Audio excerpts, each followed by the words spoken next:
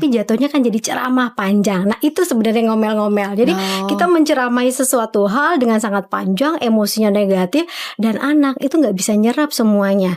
Jadi sebenarnya percuma aja kalau misalnya kita emak-emak ini menceramai anak panjang gitu ya, ngomel-ngomel panjang gitu. Sebenarnya yang diterima anak nggak sebanyak itu gitu. Maka kenapa multi instruction itu juga kadang-kadang nggak efektif buat anak, apalagi kalau pakai emosi yang negatif. Jadi intinya adalah jangan normalisasi ngomel-ngomel sebagai bentuk perilaku yang pas untuk anak, karena seringkali itu nggak cocok dengan kondisi anak sekarang ya gitu. Nah kondisi anak sekarang tuh seperti apa ya Mbak? Apakah mereka tuh lebih pengen kalau mereka cerita kita dengerin dulu walaupun kita greget banget nih, atau seperti apa sih? Apalagi kan Mbak banyak klien anak-anak remaja nih, terutama anaknya juga remaja. Nah seperti apa emang kalau anak sekarang? Kalau anak zaman sekarang itu kebanyakan itu kan kritis ya.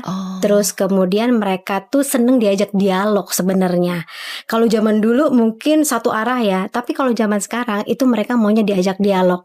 Karena kenapa? Sumber informasi mereka kan banyak, sehingga mereka bisa dapat informasi dari manapun gitu. Sehingga ketika dia mendapatkan informasi dari ibunya dan kemudian itu bentukannya dengan marah-marah ya, terus kemudian dengan kalimat-kalimat yang melemahkan, mereka ada distorsi dalam pikirannya kan. Kok begini ya? Kayaknya yang di situ enggak kayak gitu deh. Nah, itu kan ada konflik secara internalnya mereka gitu. Nah, akibatnya apa? Manifestasinya sering ke bentuk perilaku kan gitu. Dan yang juga orang tua harus sadar adalah ketika kita ngomel-ngomel marah-marah sama anak, itu enggak permanen akan merubah perilaku gitu. Jadi dia akan berhenti melakukan kesalahan itu hanya di saat itu. Karena dia kadang-kadang gak ngerti why-nya. Makanya mereka seneng diajak dialog.